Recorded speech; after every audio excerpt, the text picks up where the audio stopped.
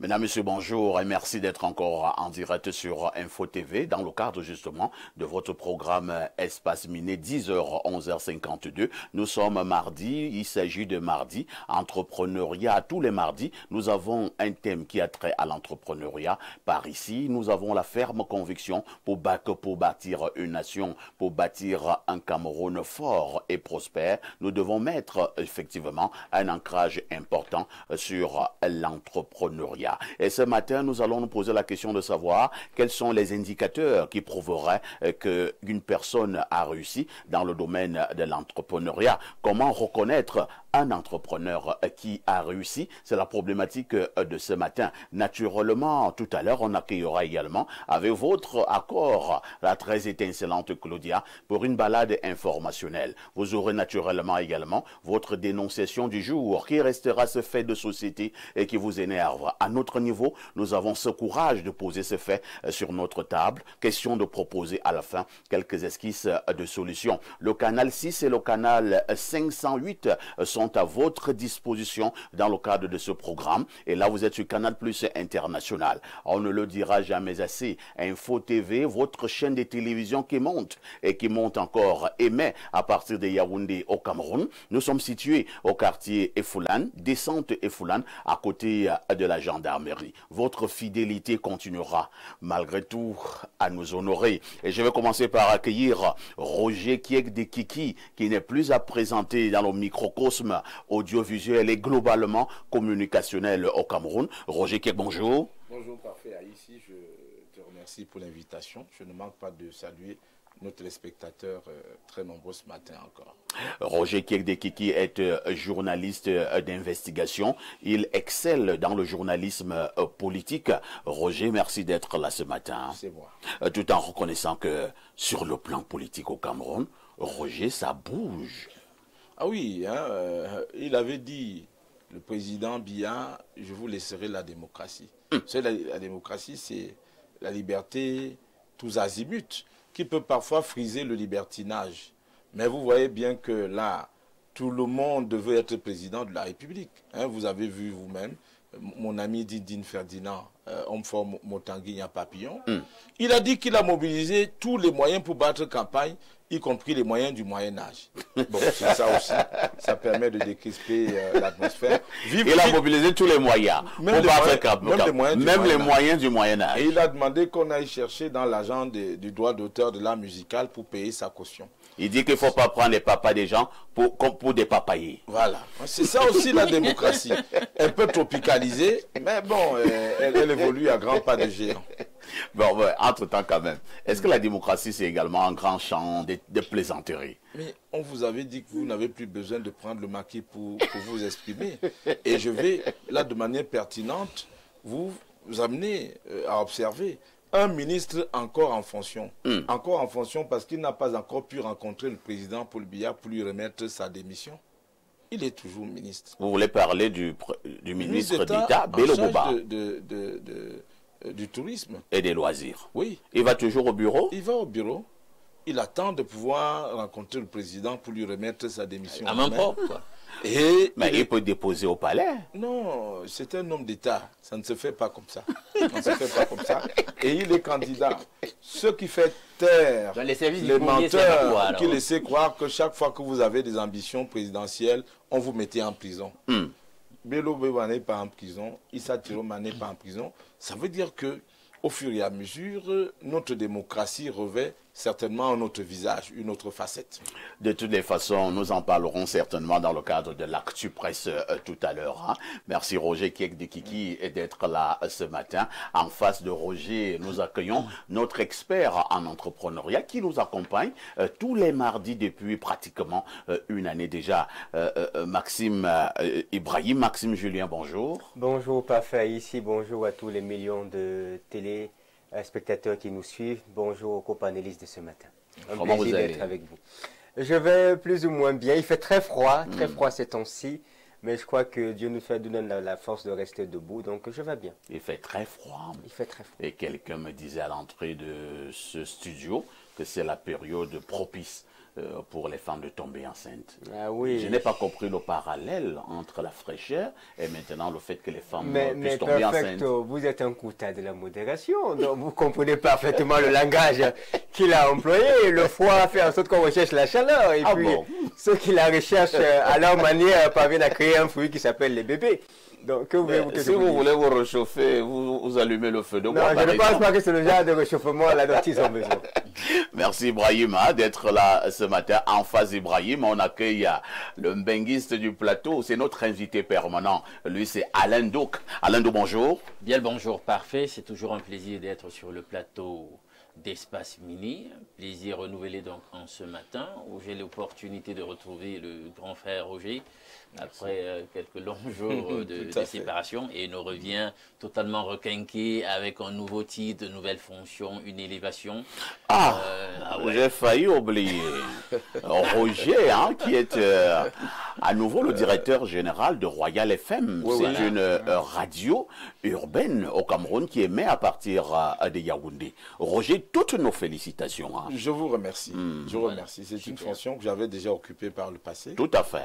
Bon, j'y reviens. C'est un challenge. On va s'y atteler.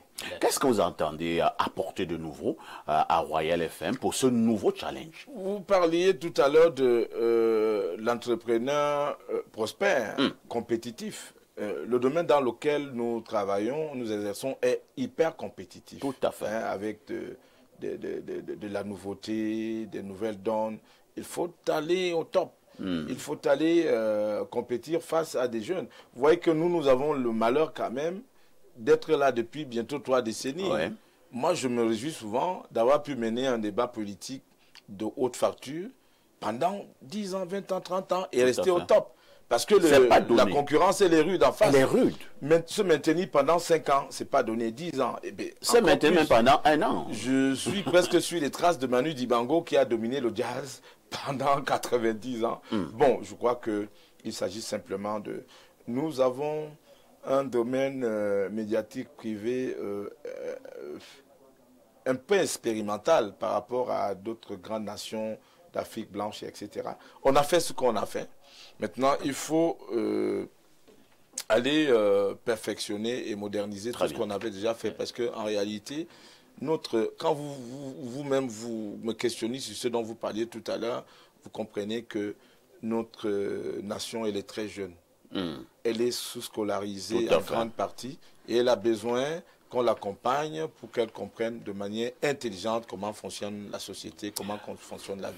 Avant de repasser la parole à Alain Douk, on va également adresser dans nos salutations au promoteur de Royal FM de la Masso, de Renapro Finance, le révérend Noël Bissaï. Oui, tout à fait. Le révérend Noël Bissaï. Nous lui disons bonjour ce matin. Nous avons également une pensée pour votre prédécesseur, Jean Patientiala. Oui, un travailleur acharné. Tout à fait. À côté, alors, c'est Alain Douk qui avait encore la parole. On a finalement pris ta parenthèse. Puisque nous sommes à Mardi Entrepreneuriat, et que nous sommes quand même dans une boîte qui est une entreprise de médias, profitons de l'occasion pour dire demain bonjour aux promoteurs de ce média. Le très grand frère, comme tu l'appelles affectueusement, comme je l'appelle affectueusement le pâté, voilà, Dieu de Neuvin. Bonne journée à lui, il suit certainement le programme, et bonne journée de même et bonne émission à tous ceux qui œuvrent dans l'ombre et que vous ne voyez pas, qui rendent possible cette magie. On ne le dira jamais assez, Dieu de Neuvin est pour l'instant l'un des doyens de la presse au Cameroun. Il faut le dire sans embâche, Dieu de Neuvin est resté l'un des doyens de la presse au Cameroun. C'est justement le patron de la météo, le très célèbre journal La Météo.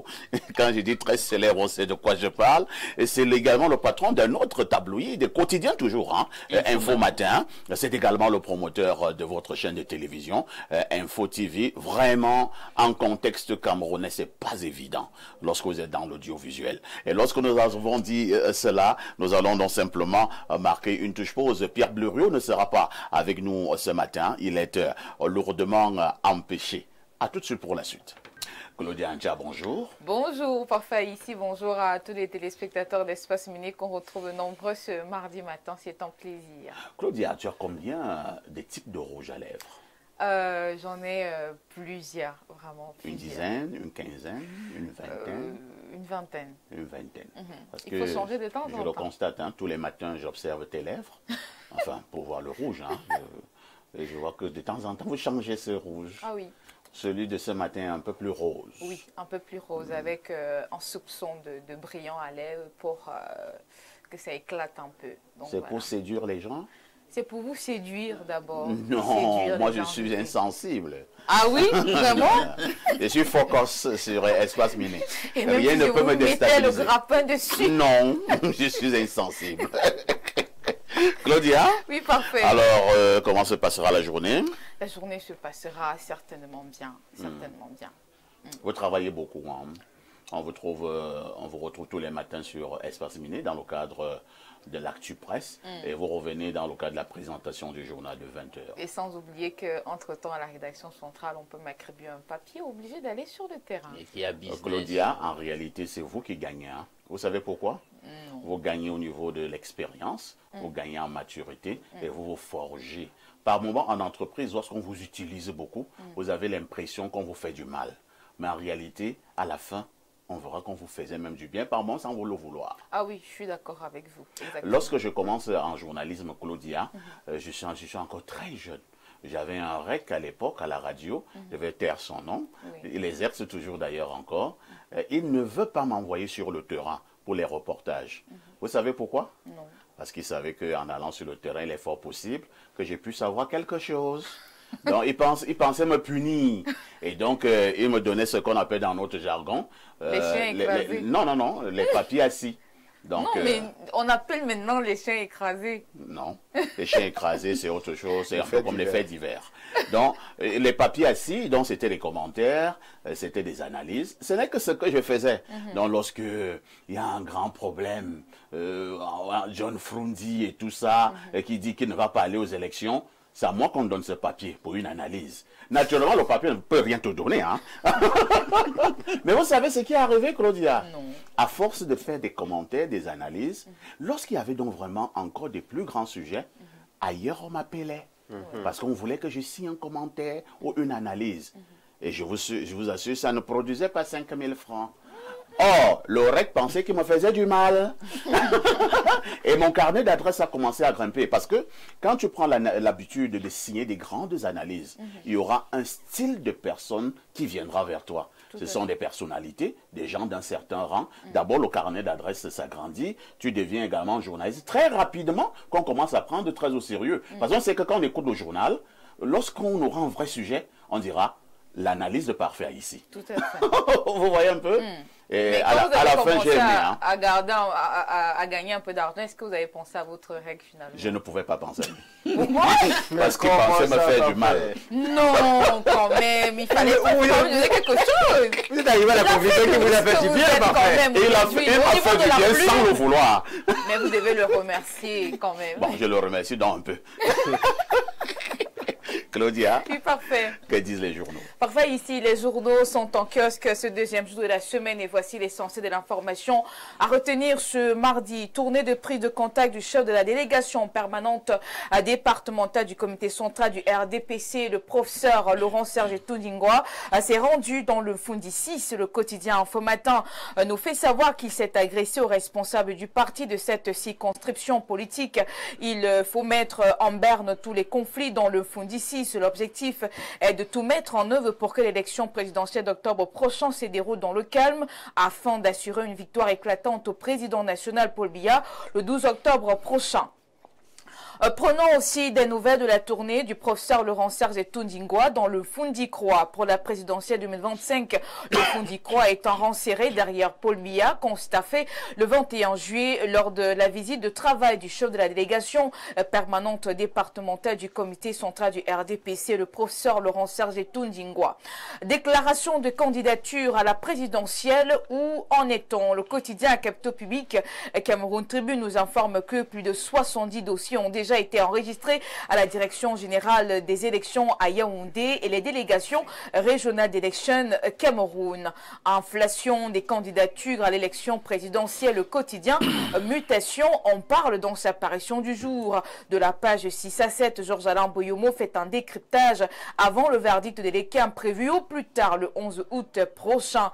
Le régime Biya a-t-il une fin? Jacques Bunga Agbe répond par l'affirmative. Le quotidien Le Jour nous apprend que l'ancien économiste du FMI, candidat à l'élection présidentielle, a été investi samedi dernier, candidat du MCNC. Présidentielle 2025, le Messager revient dans son édition du jour sur le manifeste de Banca, les grandes leçons du congrès de refondation et d'investiture du mouvement citoyen national camerounais qui a choisi Jacques Bunga Agbe comme candidat pour le scrutin du 12 octobre prochain. Quelques tractations observées au sein du parti Le Manidem. Au centre des débats, la candidature de Maurice Kamto. À ce sujet, la Nouvelle Expression donne la parole au président du parti et Kane s'agresse aux Camerounais en page 4. Élection présidentielle, au billet hebdomadaire Le Point présente le shérif, le ministre de l'administration territoriale pour la Tangandi. Entre clarification et avertissement, l'autre pôle entend se placer au-dessus des candidats partisans et querelleuses et martèle que seule la loi sera appliquée sans état d'âme, sans calcul et sans affection. En page 11, Thierry Patrick Ondoa revient sur l'interview intégrale du Minat, invité de l'émission Actualité Hebdo sur la chaîne nationale. Triste nouvelle pour le quotidien d'information régional du Nord Cameroun. Le L'Œil du Sahel nous informe que dans une explosion d'une bombe artisanale, 2 personnes sont mortes à Ilé, Alifa. Le récit est à retrouver en page 3. Je clôture ma tournée en kiosque avec l'économie quotidien. Thierry Ekouti nous amène sur la pénétrante Douala et nous fait savoir que Magil bloque les fonds de l'entreprise sous-traitant Magsal. Le tabloïd nous explique en page 3 que c'est l'une des causes des lenteurs observé dans l'exécution des travaux de cet axe stratégique sur le corridor Douala-N'Djamena à Printemps parfait à ici. Merci Claudia pour toutes ces informations fraîches parues donc en kiosque au Cameroun. Et il ne me reste qu'à te souhaiter un excellent jour de mardi. Bonne journée à vous également, parfait ici. Vous savez que je profite toujours de votre vitrine pour inviter des téléspectateurs à suivre notre émission Business Market qui est diffusée chaque samedi sur nos antennes à partir de 15h. Claudia, je t'ai déjà dit de me voir en off. Je vais pomper ton affaire là. Tu n'as pas confiance? Pomper comment? Pour que ça puisse être bien regardé. J'ai le secret. Qu'est-ce qu'il faut faire alors finalement? Il faut me voir en off. Est-ce que c'est ici? Est-ce qu'on dit tout à la télé? D'accord, ok. Il faut simplement être gentil, c'est tout. Claudia, on se dit à demain 10h. À demain 10h, bonne suite d'émission. N'oublie jamais le conseil. Alors parfait, la grande Claudia, tout ce qui brille est désormais hors ma petite. Bon, tu restes très très prudente quand même. Voilà. Claudia, au revoir. Alors, lorsque Claudia nous donnait des informations tout à l'heure, elle nous a parlé naturellement de l'élection présidentielle. J'accueille encore pour une deuxième fois Roger avec cette actualité brûlante au Cameroun. Le cas Manidem m'intéresse particulièrement ce matin. On sait que le président Maurice Kamto a été investi par le Manidem d'Anissé et Kane, mais ce que certains appellent déjà, entre guillemets, coup de théâtre. Hier soir également, un autre monsieur s'est présenté comme étant le président du même Manidem et est allé déposer sa candidature à Elekam, monsieur Yebga. Alors, votre commentaire? Alors, on rentre là dans un bouillonnement, un tourbillon qui risque de rendre hypothétique la candidature du professeur Maurice Kamto. Parce que là, le bon Yebga, que j'ai quand même, moi j'ai eu la chance de le rencontrer à Douala, à l'entremise de Anissé et Kane. Tout à fait. Parce que Bobo Yebga, qui est un ancien de la Sonnelle et des Néo, a été président du Manidem dans le cadre de la présidence rotative au sein de cette formation politique où vous avez eu Bandakani et les autres. Mais j'avais eu vent d'une querelle entre Anissé et Bobo Yebga. Une querelle interne. Oui, mais je croyais que c'était terminé. Parce que là, ça rebat les cartes. Qu'est-ce qui va se passer? On aura Maurice Kamto, présenté par Anissé Ekane. Oui. Et puis on aura Dieudonné Yebga, présenté par lui-même. Alors, si le Manidem se trouve avec deux candidatures de deux présidents, présidents de deux tendances de cette formation politique, on risque de... On peut invalider les deux. D'invalider les deux, ou alors de leur demander d'aller faire un consensus. Nous avons la jurisprudence UPC en 2023. Alors, pourquoi au niveau du Manidem, vous dites qu'on peut invalider les deux, mais au niveau, quand je pose le cas du RDPC, avec le président Paul Biya et maintenant M. Taylor Onana, on ne veut pas arriver à la même déduction que vous. Voici la nuance. Selon la loi électorale du Cameroun, ou selon la loi, ce sont les partis politiques qui concourent au suffrage. C'est-à-dire ce sont les partis politiques qui investissent leurs candidats, parce que ce sont des associations. Ce ne sont pas les individus qui s'investissent au nom des partis, sauf comme candidat indépendant. Ça veut dire que Taylor s'est investi, a déposé sa candidature au nom du RDPC, alors que ce n'est pas le RDPC, c'est différent.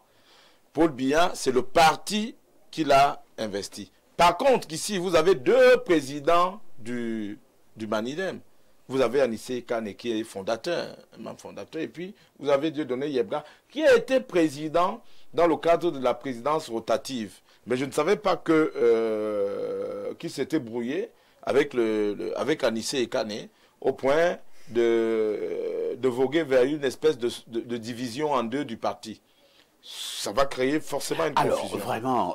Et d'ailleurs, même au PCRN, au PCRN, il y a le même cas. Je vous rappelle que Cabral Libi a déposé sa candidature. Mais hier, Papa Kona, qui s'était pourvu en cassation à la Cour suprême du Cameroun, a obtenu un référé d'air en heure pour invalider, qui invalide le Congrès qui avait investi Cabral Libi.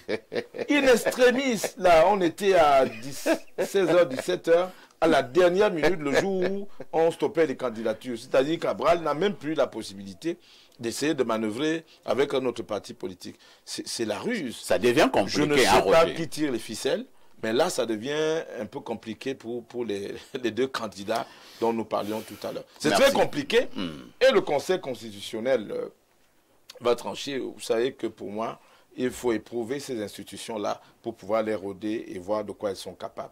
Les débats s'annoncent très, très houleux dans les jours qui viennent. Alain, donc, on parle donc là de ces procès post-électoraux qui risquent d'être, entre guillemets, violents. Et les comme déjà, nous le disions hier, a du pain sur la planche. Maintenant, le Conseil constitutionnel du président Clément Atangana aura également beaucoup de boulot. De toutes les façons, seule la loi devrait prévaloir. Première préoccupation. Maintenant, le cas Maurice Kamto, ça devient... Est-ce que ça ne devient pas quand même inquiétant? Moi, je m'inquiète. Hein? Je m'inquiète beaucoup pour le président Maurice Kamto. Je ne sais pas pourquoi le monsieur Yebga fait ça. Il vient dans la nuit. C'était cette nuit il va déposer sa candidature. Alors que tout le monde sait que c'est le président Maurice Kamto qui a été investi par le Manidem. Est-ce que monsieur Yebga est obligé de faire cela? Avec plus de 80 candidatures déclarées désormais à cette élection présidentielle aux allures de foire au saltimbanque, on continue dans la même perspective. Vous savez, on le disait, c'était encore ici hier, dans le cadre d'une analyse, toujours sur un des sujets sur lesquels nous avons été mis à contribution. Vous savez, la politique à la camerounaise, elle se fait telle qu'elle se fait, c'est-à-dire que c'est avec des coups en dessous de la ceinture et tout. Nous avons posé sur la table la problématique de la réelle dépendance de toutes ces institutions jugées être arbitrales dans le cadre de l'organisation de cette élection. Et nous avons vu que foncièrement, elles étaient liées par une espèce de fil de titane invisible avec la matrice du régime qui gouverne. Et les CAM, le Conseil constitutionnel, etc. Nous sommes sur la fin d'un régime. Il est totalement aux abois et qui, lui, ne veut, malgré tout, hein, il ne veut pas lâcher la grappe parce qu'en dépit des résultats, des indicateurs qui montrent que tout est en berne, on voit quand même des manœuvres qui nous rassurent que ceux qui sont là veulent rester le plus longtemps possible. ad vitam aeternam si c'est possible. Alors, qu'est-ce qu'ils peuvent bien faire dans le cadre des manœuvres politiques pour que cela se fasse? Première des choses, c'est le b.a.-ba. Ben, il faut déjà mettre sur la touche tous les candidats potentiellement sérieux et qui peuvent véritablement constituer une menace pour leurs ambitions, pour leurs projets. Alors, remarquez, moi, personnellement, je suis tombé sur une correspondance du MINAT qui reconnaît Anissé Ekane comme étant le président du Manidem. Mais maintenant, on voit surgir un certain Bambon qui lui aussi a les mêmes prétentions. C'est bizarre. Il y a une décision de justice qui reconnaît clairement que Cabral Libye est sur le plan de la légalité, est le président du PCRN. Est-ce que c'était en dernier ressort? Bon, c'est pour cela que je dis, est-ce que notre système judiciaire n'est pas finalement un tout petit peu à la solde des sollicitations politiciennes? C'est-à-dire qu'on dit le droit à un moment donné, mais par rapport à des enjeux électoralistes, sur le moment, on crée toute une autre manœuvre qui fait que on crée de nouvelles décisions de justice, sachant que ça va simplement, de façon ponctuelle, nuire à un tel ou un tel autre. Et quand on sortira même de la nuisance, finalement, qu'on aura sollicité, on reviendra dire le droit par la suite. J'ai l'impression que c'est simplement ça, que les enjeux sont électoralistes, mais non pas foncièrement quelque chose à voir avec le droit ou le bon sens. Donc, nous verrons donc, puisque moi je ne saurais me substituer donc à ces instances qui devront donc trancher en dernier recours, et d'autant plus qu'on a quand même de brillants juristes, de part et d'autre, s'il ne faut citer que les deux cas en question, celui du PCRN et celui du Manidem ayant investi Maurice Kamto, il y a de brillants juristes de part et d'autre. Nous verrons donc. Avançons, chemin faisant, ce que ça va donner.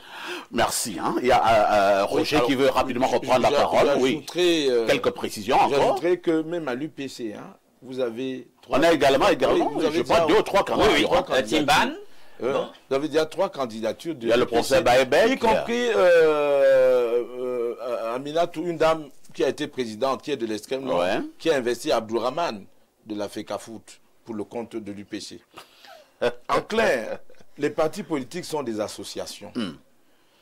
Bon, vous avez beau voir la main du MINAT derrière ça, mais ce sont des associations. Si vous arrivez en public et qu'il y a discorde, on va vous dire, allez vous entendre. Le temps que vous retournez pour vous entendre, l'élection présidentielle est terminée. Parce que ce sont des associations qui ont leurs problèmes. Mais il y a un délai. Il y a un délai. Oui, il y a un délai. Il y a les délais. C'est des machinations. Vous voulez du temps. Allez vous accorder et trouver un candidat unique. Si vous êtes déchiré, vous irez vous entendre. Et même... Plus la liste définitive va être rendue d'ici mercredi. Oui, mais ça va aller très vite. Voilà. Et même, vous pouvez être surpris que plus tard... on reconnaisse la présidence du PCN à Cabral Libye. Entre-temps, le contentieux aura été vidé et l'élection sera passée. Vous savez, en politique. La politique à la camerounaise. Un ami qu'on appelait Marc Cohen Foumou me disait que j'ai bien connu. Si tu veux faire la politique, il faut être pute ou tueur. Entre guillemets. Oh là là. C'est-à-dire la politique, c'est pas pour c'est pas le voir bébé, c'est pas pour des enfants de cœur. C'est pas une affaire de prendre du thé avec un peu de jambon. D'accord. Et de gingembre.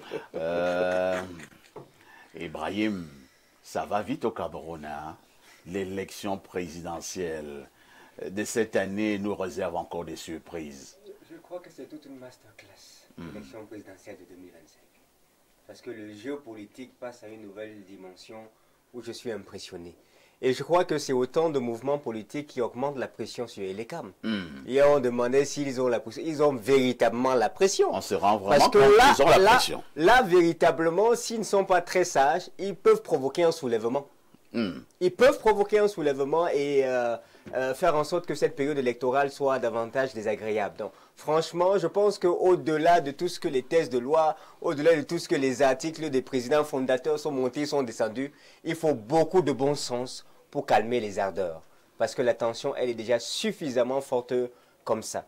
C'est très machiavélique de venir présenter, annuler une décision ou un représentant à quelques heures de la date limite en disant que c'est parce que c'est une décision juridique. C'est machiavélique. Alors quelqu'un va te dire, Doura Lex, cette Lex, la loi est dure, mais c'est la loi. Mais là, il y a au-delà de la loi la machiavélité.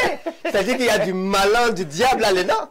Vous avez Parmi tous ces candidats, il y a des candidats vraiment, quand tu regardes l'âge, tu te demandes où est-ce qu'on part en réalité. Je ne sais pas si... J'ai vu un autre monsieur, la jeunesse. J'ai vu un autre monsieur vraiment croulant, à la limite, près d'un siècle d'âge, qui a déposé sa candidature. Voilà le monsieur à l'image.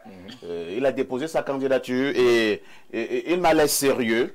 Il veut remplacer le président Paul Biya, le monsieur que vous voyez à l'écran, à la gauche de votre écran. Parfait. Est-ce que vous voyez ce monsieur Ibrahim? Je le vois, mais je ne vais pas faire dans la bouclerie. Moi, je ne suis pas là pour abaisser la dignité d'un homme. Mais vraiment, je voulais inviter nos candidats parce que 80 candidatures, c'est trop. C'est exagéré, ça devient du libertinage. Est-ce qu'il y a des gens, quand vous les regardez, il n'y a même pas la carrure d'un président? Ah bon? Non, non, attention, parfois ici. Il ne s'agit pas de gouverner quartier. Le vieux que nous venons de voir là, il a la carrure. Moi, je ne suis pas si le vieux.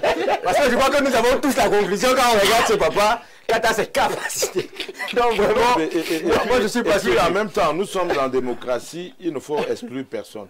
Non, mais en c'est clair. démocratie, on n'exclut pas les gens. Allez les départager par votre choix. Voilà, c'est tout. Tous les citoyens ont les mêmes droits. C'est Alors, l'histoire de vieux couché ou vieux qui a le petit nez pour remplacer le président. Et les Bon, citoyens... Vraiment parfait. Je suis pour les candidats qui aiment le Cameroun.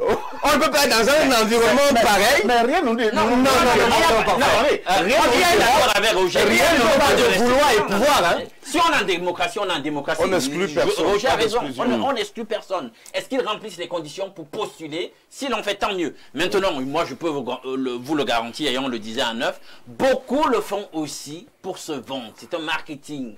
Hein? C'est une communication. Bon, entre-temps. Il faut respecter la présidence. Alain Douk, est-ce que, comme vient de le dire Ibrahim là, Oui. est-ce qu'il n'est pas temps également que nous respections la fonction présidentielle? Ça veut dire quoi? Peut-être le législateur devra un peu se pencher après l'épisode de 2025 pour voir les gens, ces plaisantins qui disent qu'ils sont des candidats là, qui vont avec des dossiers, d'autres n'ont pas la caution, d'autres disent que non, l'État me doit de l'argent et lorsque les 30 millions, l'État va couper dans l'argent qu'il me doit, ainsi de suite. Est-ce qu'on ne va pas sortir une loi pour...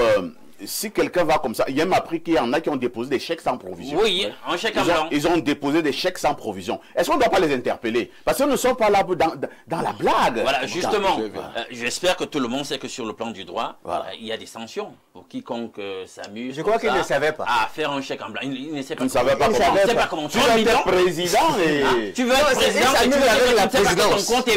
ton compte est vide. D'ailleurs, la COBAC, les dispositions de la COBAC disent qu'après une telle opération, on doit bloquer son compte. Alors, donc, tu vas faire comme ça, quelqu'un va aller retirer son assiette. Donc, il faut qu'on arrête de plaisanter à un moment donné. C'est vrai, tout le monde, dans le cadre d'une démocratie et de défense de la liberté, peut postuler, mais il faut que les gars se prennent quand même eux-mêmes d'abord au sérieux. Parce que là, on a l'impression que certains, ils font juste ça pour susciter un certain buzz, pour qu'on parle d'eux, il y aura quelques papiers qu'on va écrire sur eux. Tu n'as pas administré une région. Tu n'as jamais été maire. Merci, hein.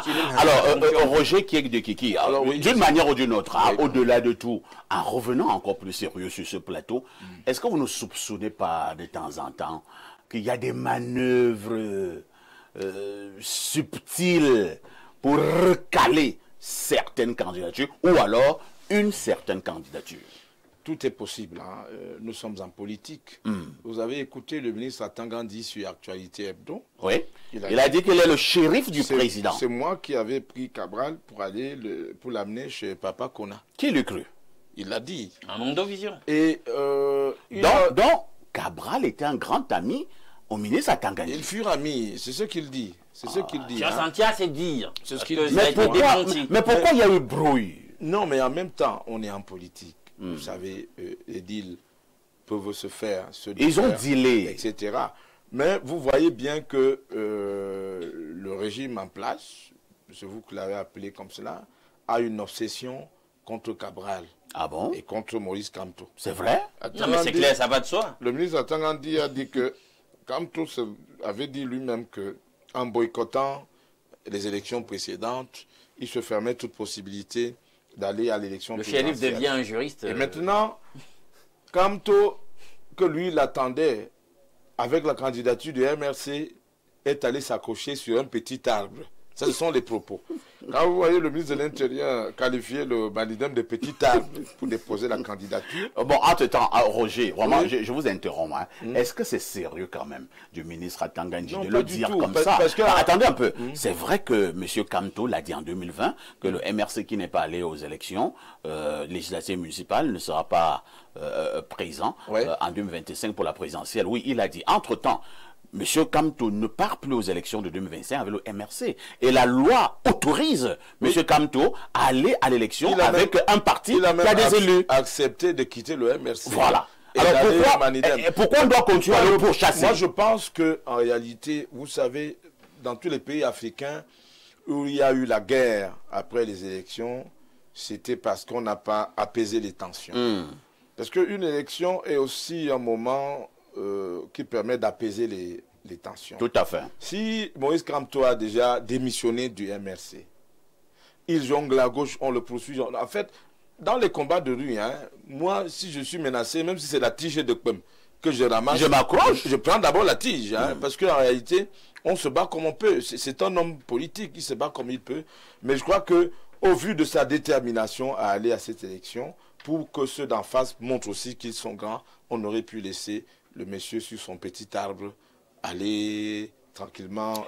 Est-ce que ce n'est pas même Cabral, on n'a pas besoin de barrer la voie systématiquement à ces gens-là.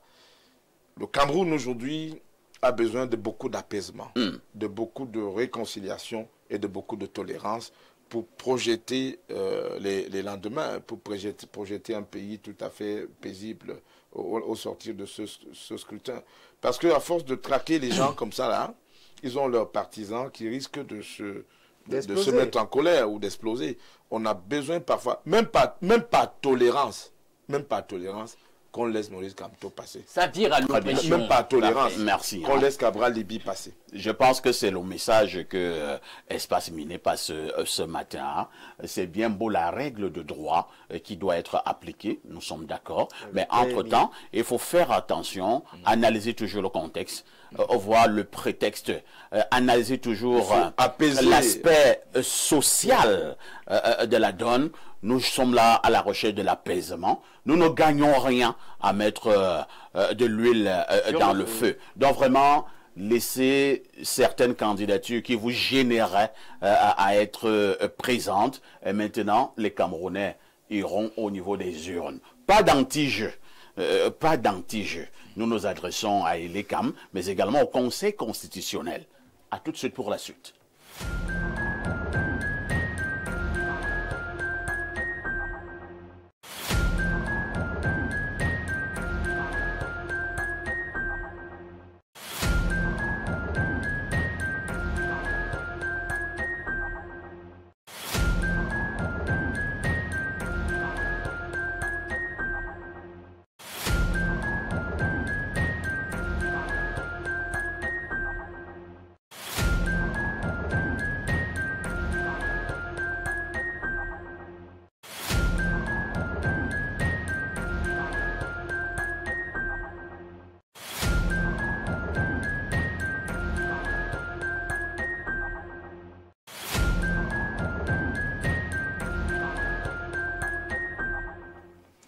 Nous passons la parole à Alain Douk, cette fois-ci pour la dénonciation de ce jour. Bien, la dénonciation de ce jour porte sur un témoignage, une histoire qui m'a été racontée et qui donne froid au dos. Certainement, ça n'a rien de nouveau quand on a été confronté aux réalités de nos institutions hospitalières. De ce qui m'a été raconté, j'ai constaté le cynisme dans ce que nous appelons nos grands hôpitaux. Et sans mauvaise presse, je vais quand même donner le nom, parce que le témoignage, il y avait un nom. C'était l'hôpital central.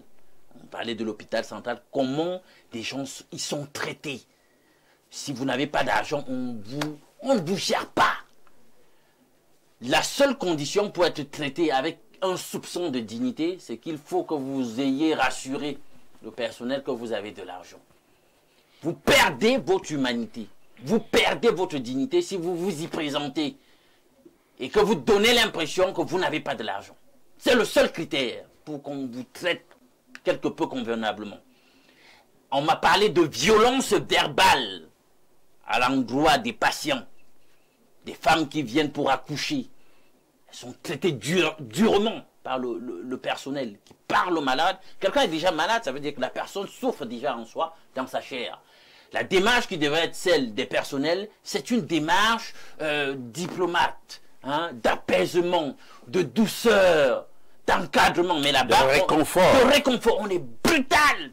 On t'envoyait aller faire ça. Quand tu allais te coucher là-bas avec l'homme, on parle comment aux gens, etc. Et il y a aussi la problématique là-bas de graves incompétences. C'est-à-dire qu'on m'a raconté une histoire où on a fait un faux diagnostic et une fausse prescription qui a failli emporter le nouveau-né. C'est-à-dire que la dame était tellement étonnée parce que quand le spécialiste est venu par la suite, il prend le carnet. Il dit, qui a fait cette prescription? La dame lui dit, c'est elle-là parmi vos collaboratrices. Il dit, mais comment elle a pu faire ça? Parce que justement, il ne fallait pas prescrire un tel produit au nouveau-né en question. Et le nouveau-né a, je dis, maigri. Il est passé de 4,5 kg à près de 2 kg comme ça à l'espace de quelques heures. Incroyable. Si rien n'avait été fait, le nouveau-né passait de vie à trépas.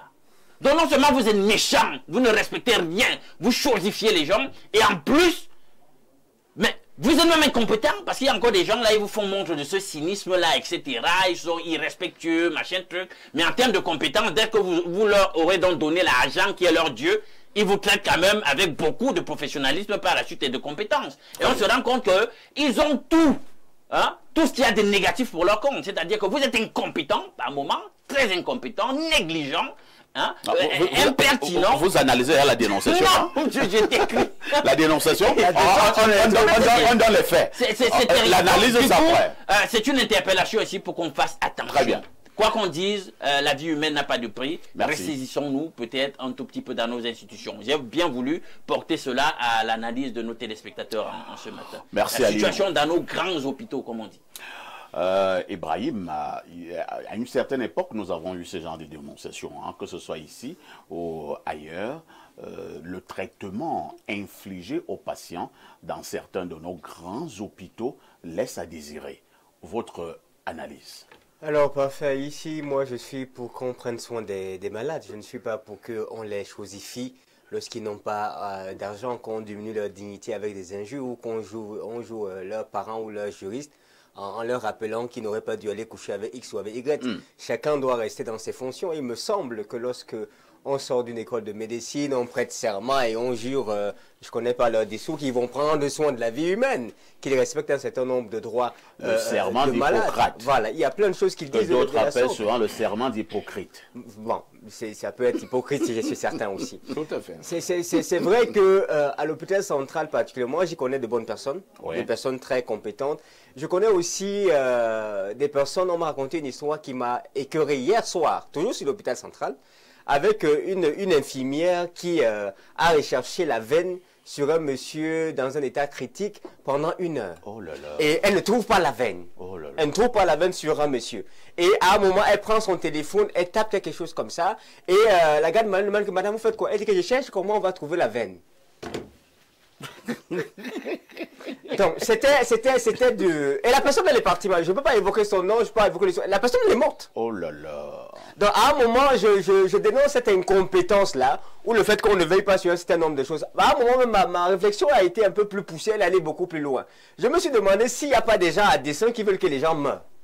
Parce qu'un autre scénario, toujours sur le cas de figure de la personne, le monsieur il va pas bien, on l'envoie aller chercher les généralistes, parce que c'est les infirmiers qui étaient à côté, aller même chercher les urgentistes, les docteurs. On peut voir les gens, ils disent qu'ils sont occupés. Ils sont assis, ils causent.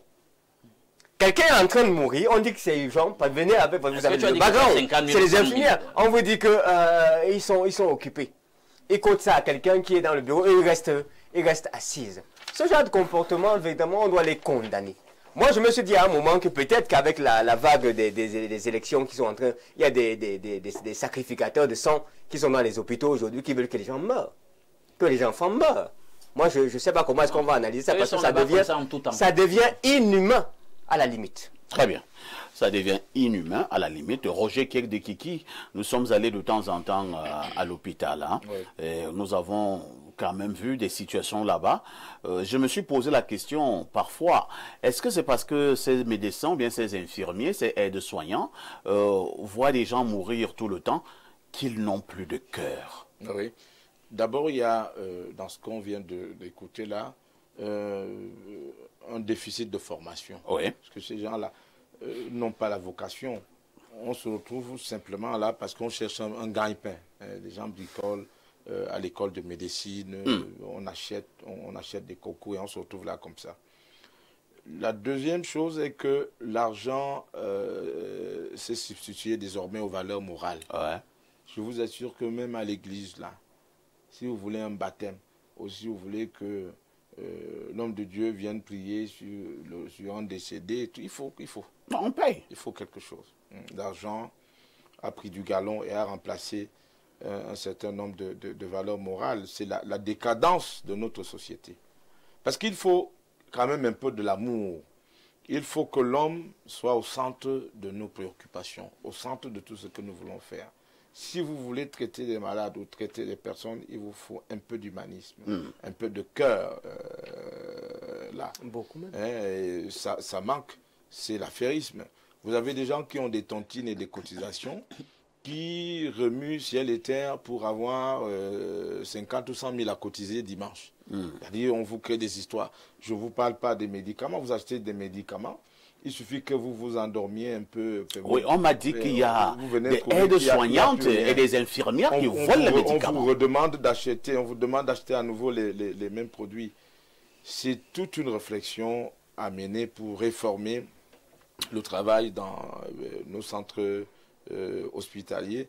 C'est toute une formation à mener pour revoir le contenu des enseignements qu'on dispense dans les écoles des infirmiers, les écoles de médecine, etc.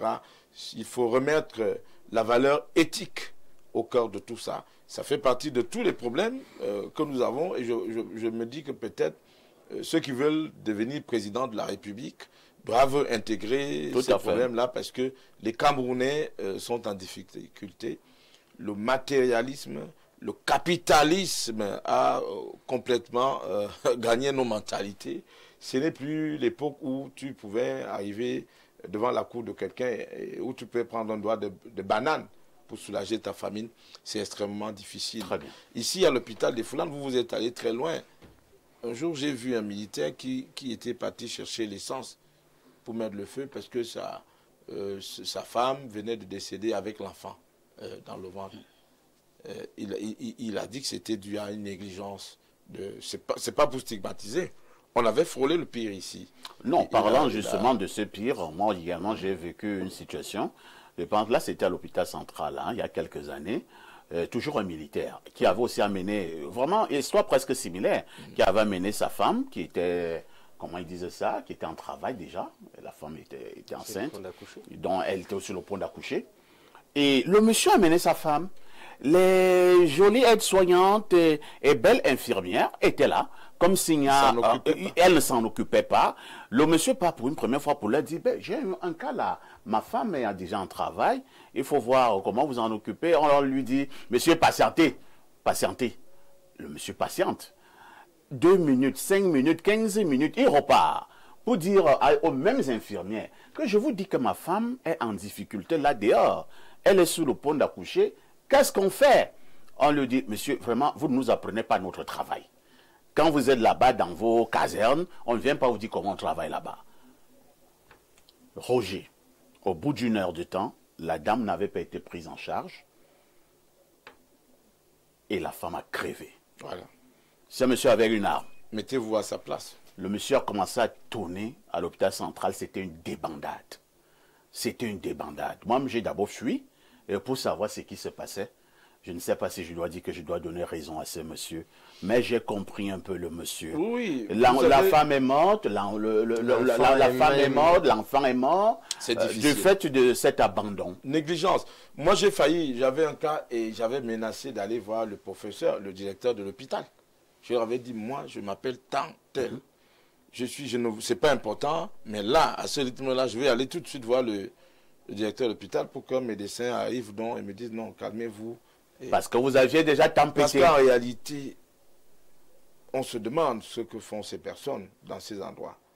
Et puis maintenant, à l'hôpital central, il y avait des arbres et des petits endroits où les gens pouvaient s'habiter en saison sèche quand il y a du soleil. Il n'y a plus d'endroits là-bas. Vous êtes en plein soleil. Il y a très peu de salles d'attente et vous êtes parqué là comme et on comprend bien que les nerfs sont... Si vous voulez être pris en charge, venez à 5h30 ou à 6h.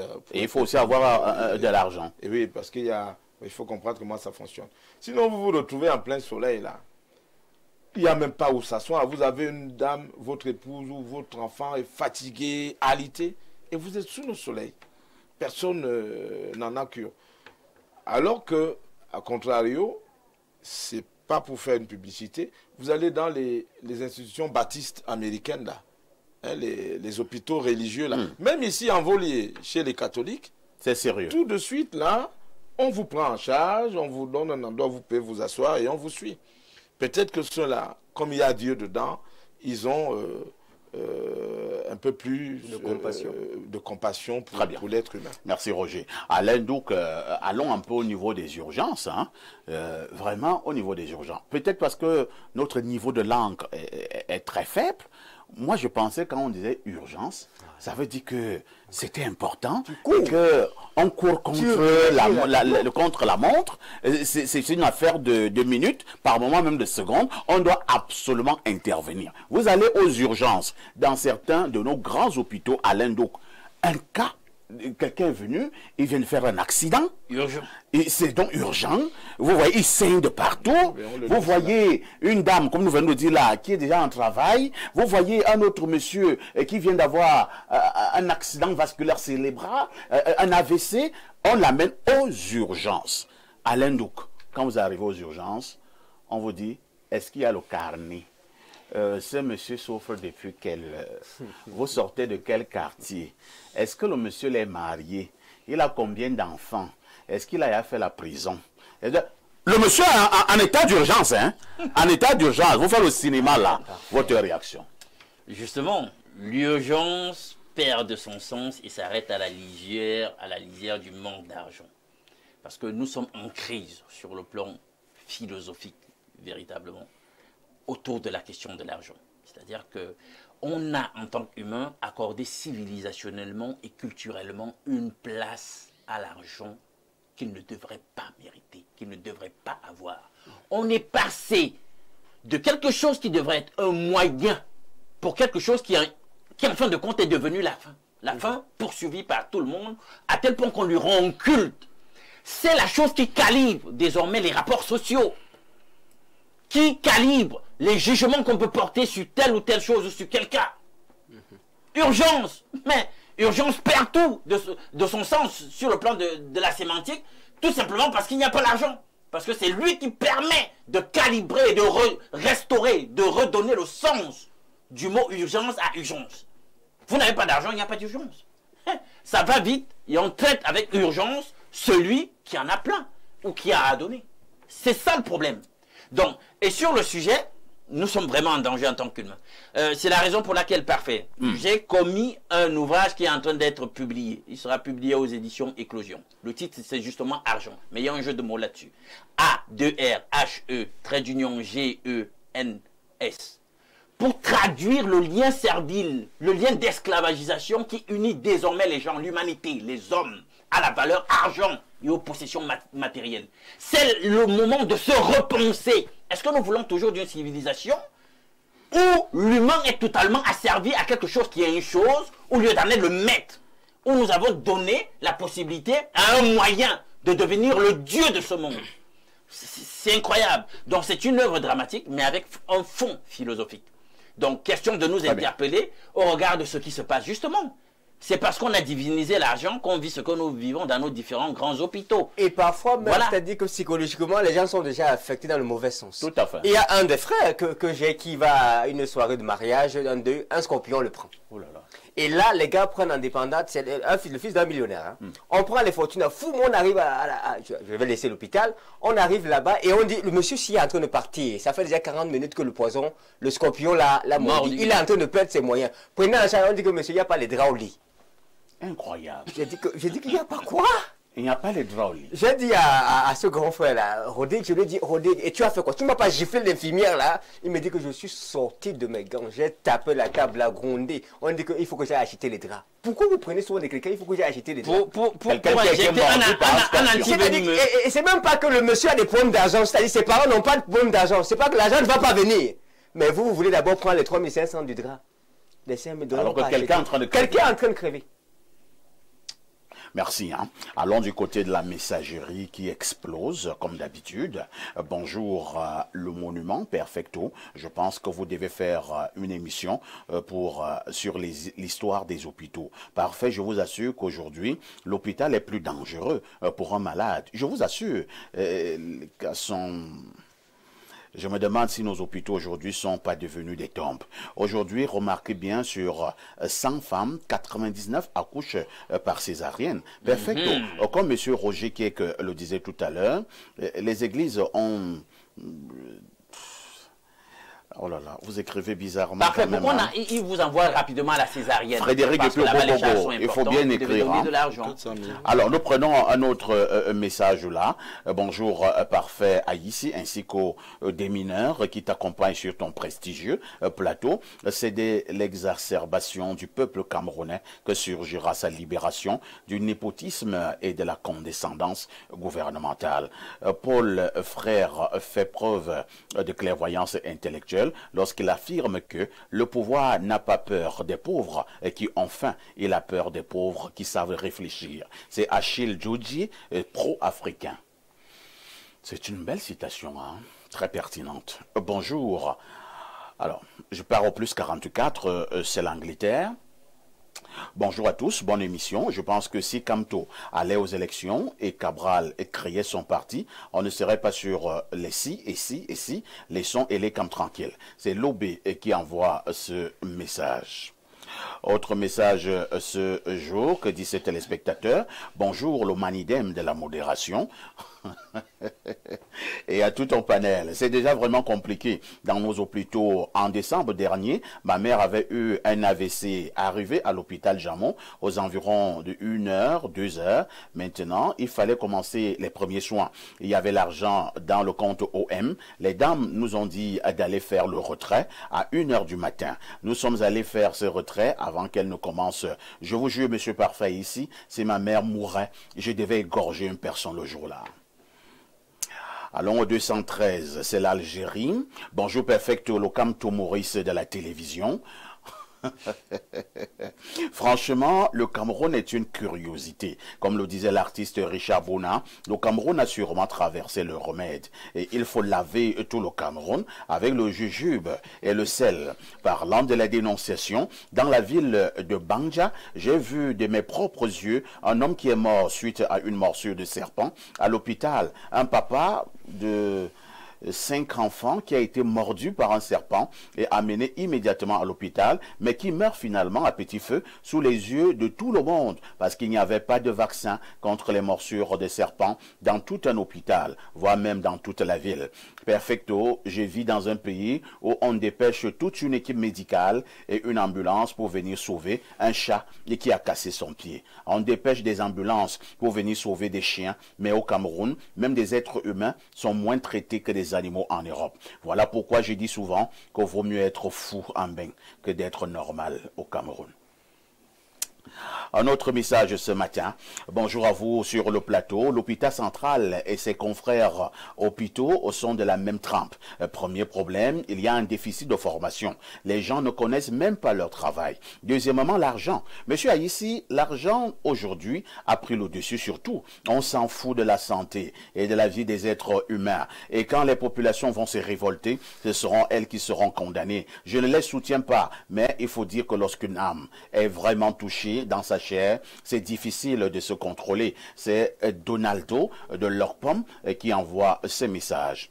Je vous amène au plus 49, c'est un message de l'Allemagne. Bonjour à tout le plateau. Faire une émission sur le système de santé au Cameroun serait une très bonne thématique. Et refaire le système de santé au Cameroun serait la solution. Mieux former le personnel et refaire tout le plateau technique pour optimiser les soins et insérer le système d'assurance pour tous. Depuis Berlin en Allemagne, Dr Limem Perfecto lo Maestro. Un autre message ce jour. Bonjour parfait ici. Au regard de ce qui est énoncé, il devient très facile de jeter l'opprobre sur le personnel soignant dont je ne dédouane pas. Essayez de comprendre combien ces personnes vivotent. Elles sont délaissées pour compte. Je vois plutôt l'implémentation des mauvaises politiques publiques. C'est Malanga de Konsamba qui envoie ces messages. Je repars au plus 49, c'est l'Allemagne. Bonjour perfecto, le fridolon qui est de la modération. J'ai dit non. Ah non, ah non, ah non. J'ai dit non.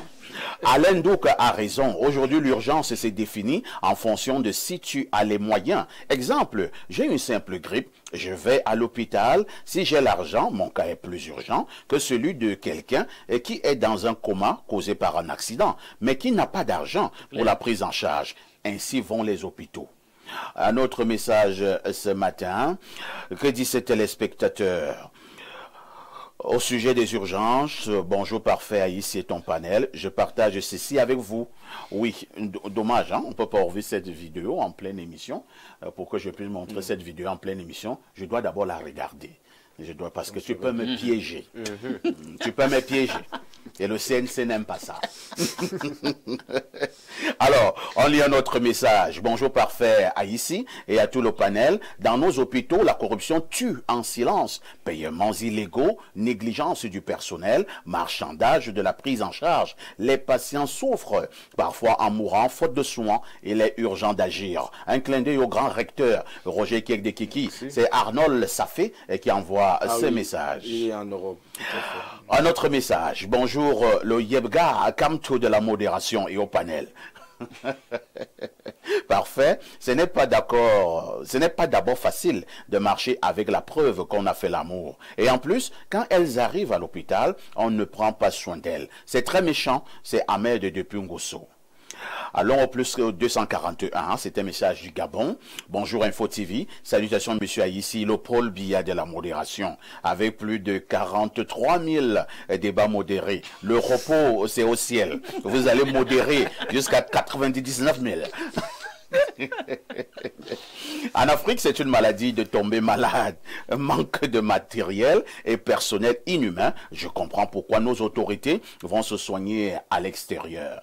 Je repars au plus 49, c'est l'Allemagne. Que dit cet autre téléspectateur de l'Allemagne? Bonjour parfait, ici l'objet donné Yebga de la modération. Pour ce qui est de l'actualité autour de la présidentielle, il ressort clairement que le RDPC rumine une peur manifeste de la candidature du professeur Kamto. À l'annonce de son parrainage par le Manidem d'Anissé Kane, les officines du parti État RDPC se sont mises en branle, mobilisant des efforts titanesques pour créer une raison farfelue en vue de neutraliser la candidature du professeur Kamto. La première tentative avait été de remettre en question la légalité du processus de démission du professeur Kamto du MRC, parti dont il assurait la tutelle, mais malheureusement, s'étant rendu compte que la démission au sein d'une organisation privée est potestative, c'est-à-dire qu'elle dépend uniquement de la volonté d'une des parties contractantes, ils ont écarté cette option. Ils essayent en dernier recours de créer artificiellement un bicéphalisme à la tête du Manidem pour faire invalider la candidature du professeur Kamto par le Conseil constitutionnel qui, en référence à l'article 125 du Code électoral, loi numéro 2012/001 du 19 avril 2012, statue en dernier ressort en cas d'une multitude de candidatures émanant d'un même appareil politique. Cette manœuvre est dépourvue de toute substance car le 17 juillet 2018, le ministre de l'AT Moulinex commettait un acte attestant que le président reconnu du parti Manidem était Anissé Ekane, actant ainsi de facto l'éjection de Dieudonné Yebga du dit parti. Ne dit-on pas que la politique devrait se faire avec élégance? Et quel manque de classe de Moulinex, professeur Chen, depuis Munich en Allemagne. C'est lui qui envoie cette préoccupation. Hein. Il n'a pas peur du shérif. Allons au plus 39. Non, lui, il est en Allemagne. Allons au plus 39. C'est un message qui nous vient de l'Italie. Messieurs, ici, j'ai un membre de ma famille à qui on a demandé au CHU de Yaoundé de payer une facture d'oxygène. Pourtant, le membre en question venait faire juste un scanner et n'a jamais reçu l'oxygène. Je me suis plaint. Une infirmière m'a dit, c'est comme ça ici. 2025 ne sera pas 2018. Un autre message, hein, lisons peut-être 2 ou 3 dernières préoccupations de nos nombreux téléspectateurs. Hein. Alors, Mama Flora dit ceci à partir de Bobogo. Bonjour, le Cameroun de bientôt. Merci pour ce que vous faites pour le monde entier. En 2001, j'entre en urgence dans un grand hôpital de notre capitale pour un début de grossesse d'1 mois et demi, mais j'avais une douleur atroce au niveau de la trompe gauche, ce qui pouvait prétendre une GEU, grossesse extra-utérine, mais je ne saignais pas, ce qui embrouillait tout. Entre-temps, j'entre dans le coma, je ressors sur un brancard, on me conduit directement dans un box pour l'échographie. La dame qui était chargée de faire l'échographie hésitait tellement, parlait seule. Voici ses propos. Qui a même parlé des GEU? Moi, je ne vois rien. Pendant l'examen, cherchait un autre médecin qui observait la scène, avait couru, arraché carrément l'instrument entre les mains de la dame et aspergé le liquide et rapidement déclaré la GEU rompue et demande qu'on prenne l'ascenseur pour le bloc opératoire. La précision, la dame qui hésitait m'avait tapé la main en disant « Et si tu meurs, tu es la première? Tu connais combien de personnes meurent ici ?» Juste parce que je voulais m'agripper sur sa blouse, car je voyais mes forces m'abandonner. Tu vois, il y a des gens qui veulent la pour tuer. Ils sont juste là pour tuer. Oh là là. Il y a des éléments comme ça. Ça fait mal, hein? Après avoir lu ce genre de message, on marque une touche pause. Avant de prendre l'instant de l'analyse proprement dit, nous allons d'abord souhaiter un joyeux anniversaire à un grand téléspectateur. Hein. Il s'appelle Owonambarga Garibaldi, Joseph Michel. Il poursuit ses études en ce moment du côté de l'Europe. Il a 1 an de plus ce matin. Donc, joyeux anniversaire donc à Owonambarga Garibaldi, Joseph Michel. Que le Seigneur Tout-Puissant te comble de toutes ses bénédictions, mais également de toutes ses grâces. Oui, oui, alors j'ai un, Roger, un aîné du comité central du RDPC dont je ne donne pas le nom. Oui. Alors il me dit, petit frère, Léon Teller estime que la prorogation du bureau politique qui s'est faite le 3 novembre 2016, alors que les mandats étaient échus depuis le 17 septembre 2016. Donc, Paul Biya n'était plus président du RDPC. Le bureau politique et le comité central étaient échus. Voilà donc l'argumentaire de Teller qui va aller se pourvoir au Conseil constitutionnel pour essayer de prouver que, en lieu et place de Paul Biya, c'est lui le candidat du RDPC. Mais ce sera extrêmement difficile parce que ce sont les partis politiques qui sont d'abord des associations qui investissent les candidats. Très bien. Merci Roger. Et nous prenons justement la problématique de ce matin. Comment reconnaître un entrepreneur qui a réussi? Je passe d'abord la parole à notre expert sur le plateau, Ibrahim Maxime Julien. Vous nous plantez le décor. Alors, la réussite d'un entrepreneur, comment est-ce qu'on le reconnaît? Quand est-ce qu'on le reconnaît?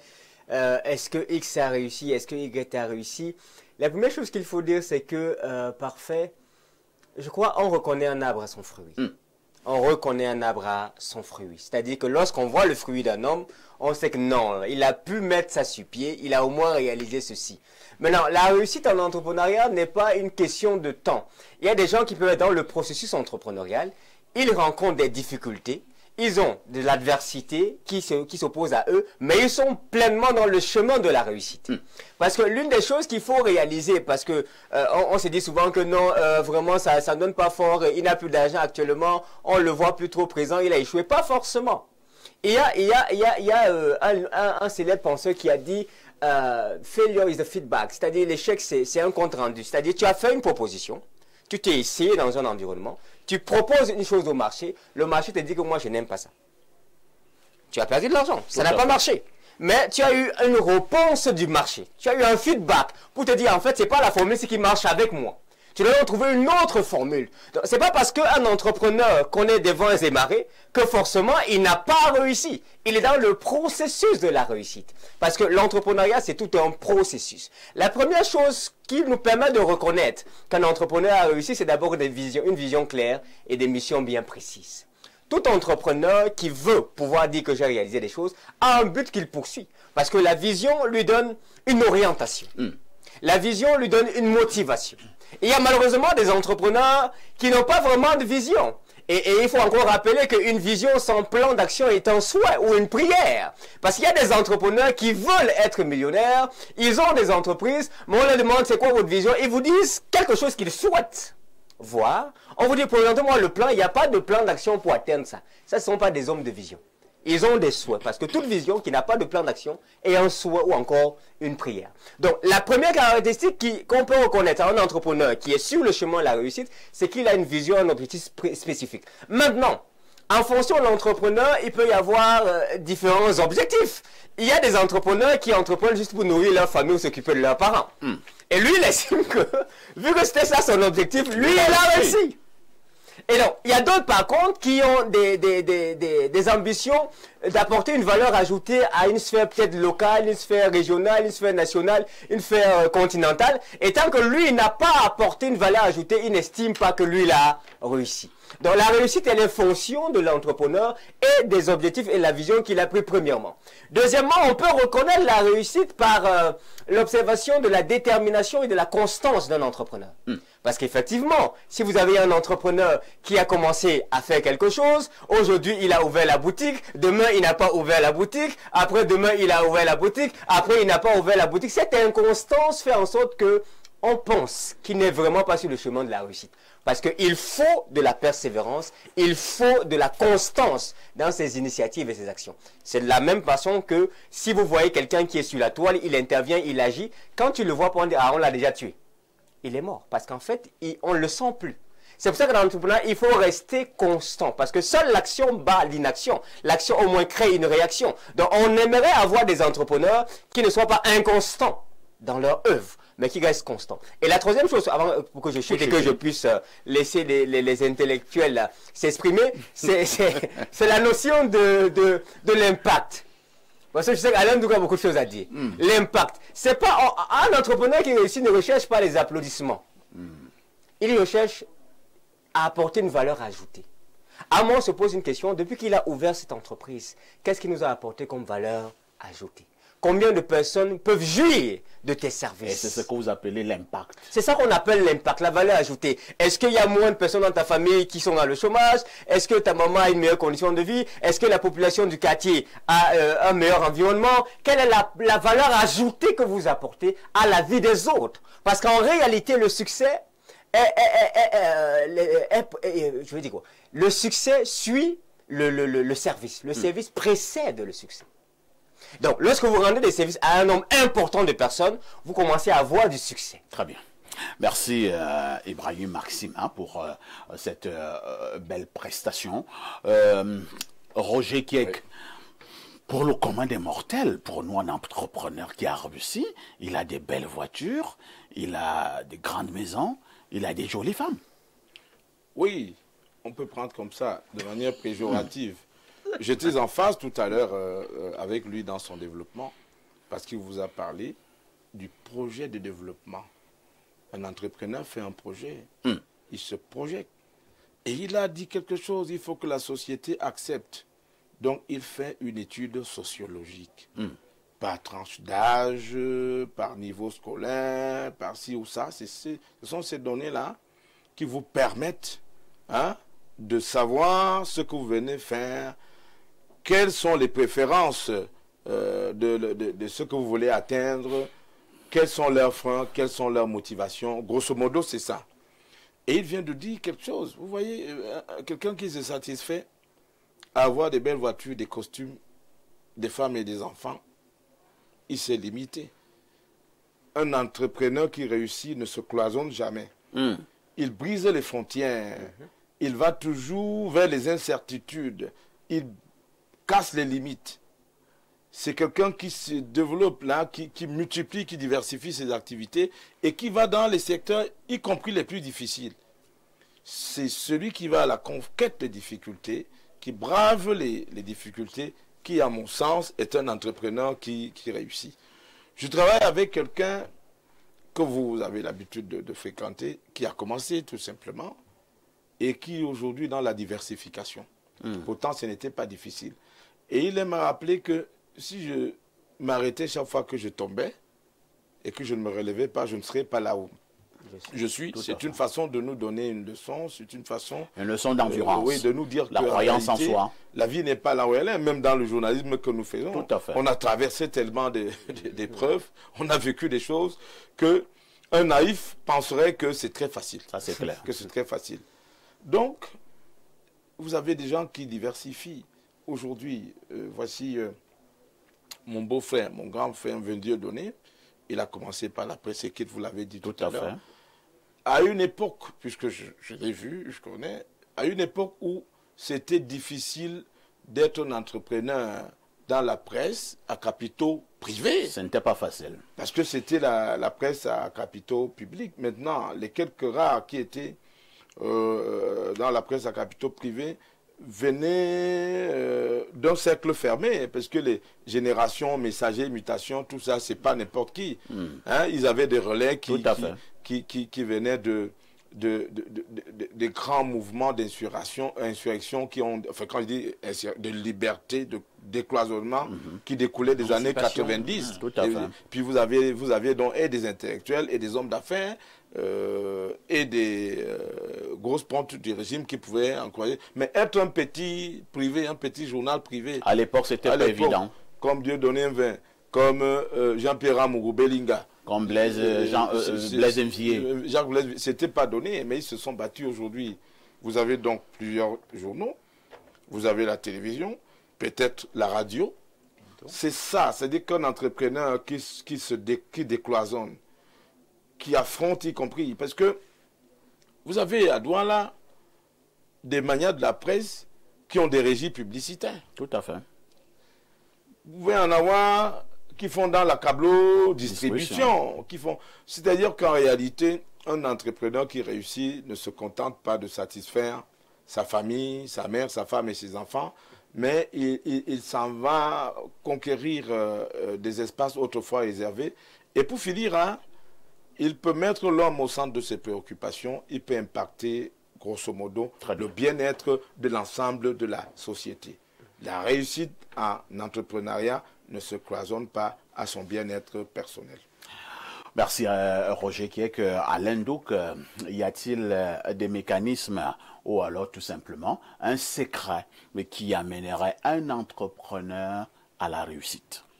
Oui, je pense que les deux précédents intervenants ont fait des merveilleux sum-up de la situation sur la réussite.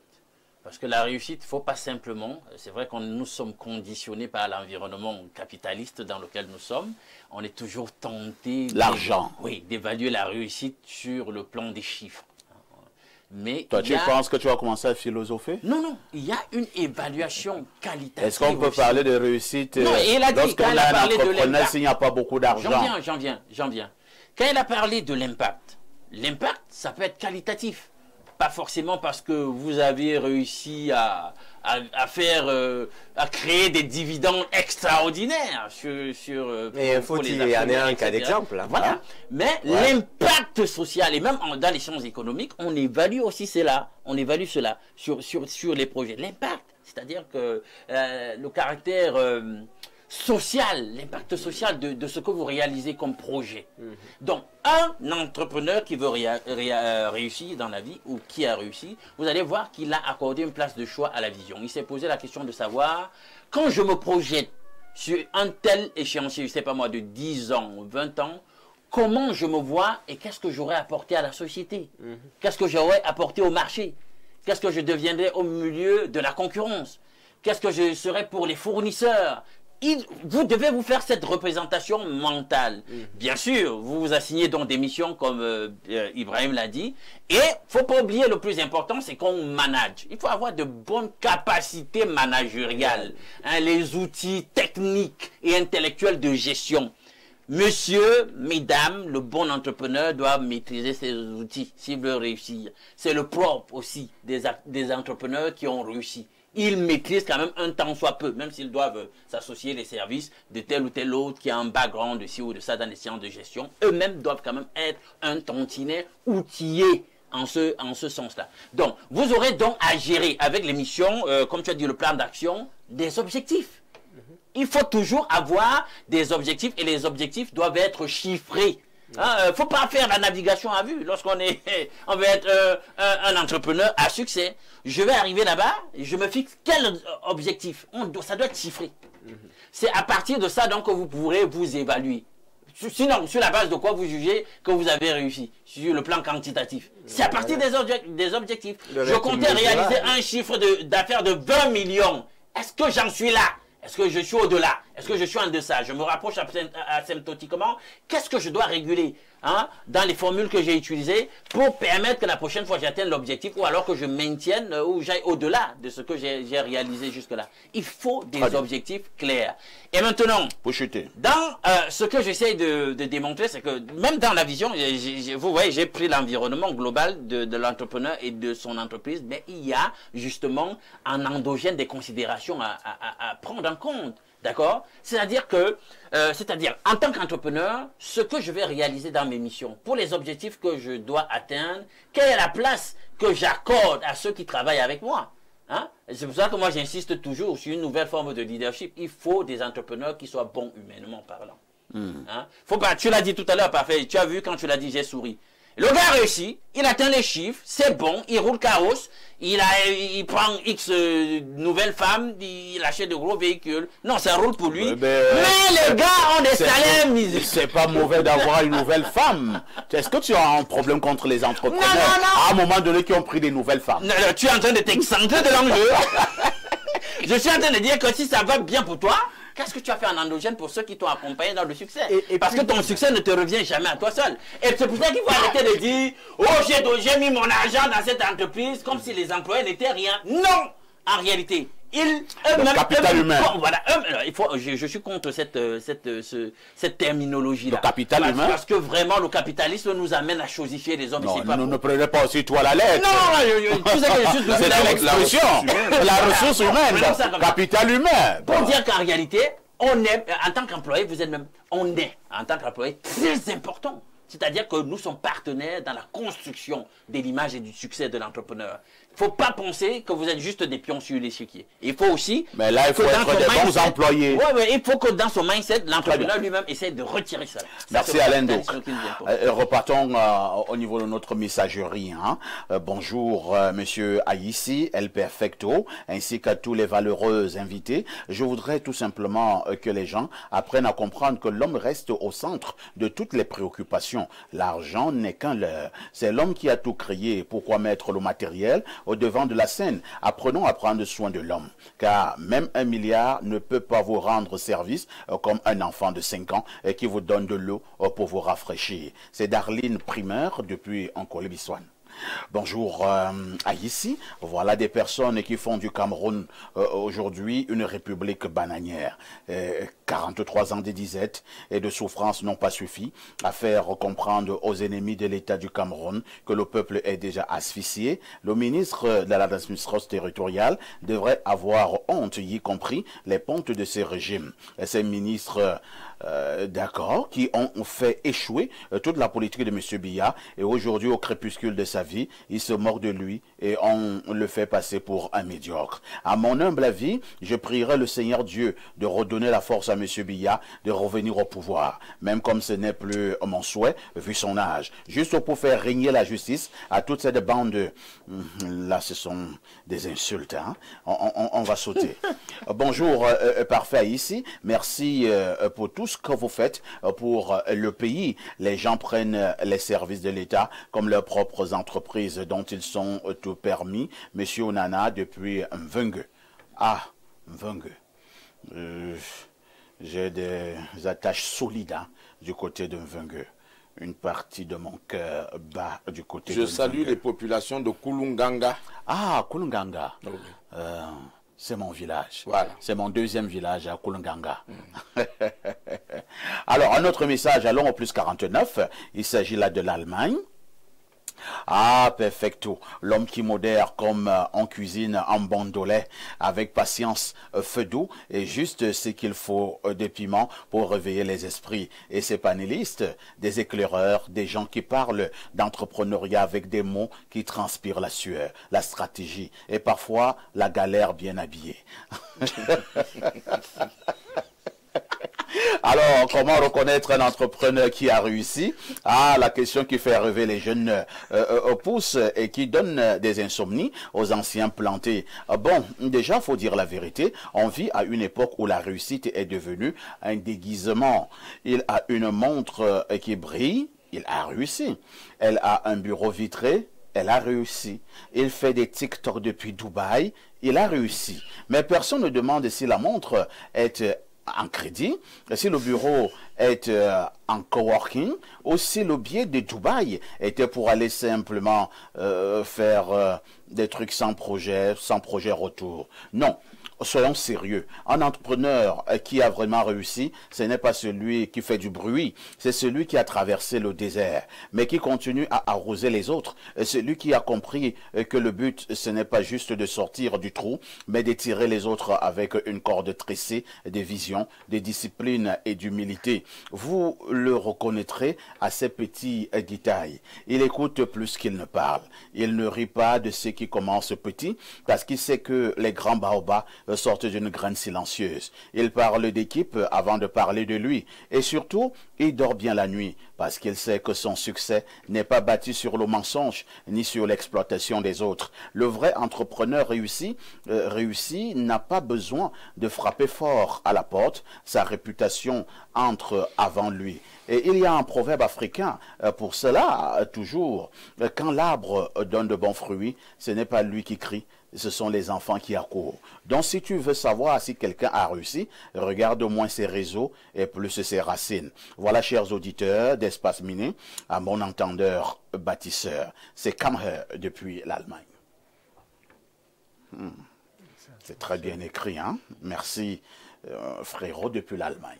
Un autre message.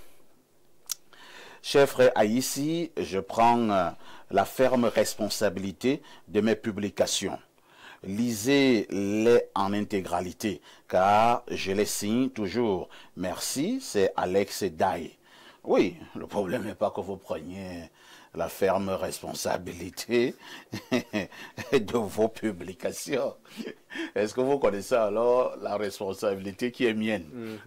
Hein, frérot, vous parlez de quoi? Hein? On ne peut pas, nous sommes en télévision. Voilà, nous sommes en télévision, monsieur. On ne peut pas tout dire, on ne peut pas tout lire. Ah, d'accord. Lorsqu'on a dit cela, on prend un autre message. Hein. Bonjour parfait. Vraiment, certains personnels des hôpitaux ne maîtrisent même pas la déontologie de leur profession. Merci. Hein. Allons au plus 49. Il s'agit de l'Allemagne. Rebonjour le CNC de la modération. Pour une fois que je regarde l'émission en live, car je la regarde toujours en rediffusion sur Facebook à cause du travail. Tonton Blérou n'est pas là. Concernant le thème d'aujourd'hui, je dirais que la réussite d'un entrepreneur se juge pour moi sur l'impact de son activité, le rendement sur la population. Ibrahim Maxime, pour le cas du Cameroun, est-ce que nous avons beaucoup d'entrepreneurs qui ont réussi? Si oui, pourquoi? Sinon, comment? Parfait. On est là en train de parler de la réussite. Le principe entrepreneurial, c'est le fait d'apporter de la valeur ajoutée à un environnement. C'est-à-dire qu'en réalité, les vrais entrepreneurs qui sont dans la bonne philosophie entrepreneuriale sont des grands serviteurs. Il est certes vrai que dans le terme de jeu, on pense à être le PDG, celui qui sera le patron, qui va dire que c'est moi qui ai fait ci et la gloire. Mais même la Bible nous dit que celui qui veut être le plus grand doit être le serviteur de tous. Donc ça revient à reformuler la question et se poser la question de savoir, est-ce que les entrepreneurs qu'il y a au Cameroun actuellement savent qu'ils sont des serviteurs? Voilà. Parce que le fait d'être serviteur fera en sorte que ça vous conduise au succès. Parce que plus vous aidez des personnes, plus cela va vous conduire automatiquement au succès.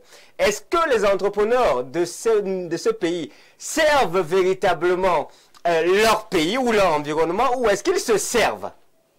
C'est une question auquel il faut répondre. De ce que j'ai pu percevoir, il y a certains qui servent le pays, mais ils n'ont pas toujours toute la force des moyens pour bien servir le pays. Et il y a d'autres qui se servent du pays, du contexte des réalités, pour pouvoir tirer avantage et s'enrichir. Or, le principe entrepreneurial, c'est le principe de la création de la valeur ajoutée. Valeur ajoutée non seulement pour soi, mais également pour son environnement, pour son pays, pour le bien-être des personnes qui sont tout autour de nous. Donc, je pense qu'il est temps que les entrepreneurs s'interrogent. C'est pour ça que je parlais de vision.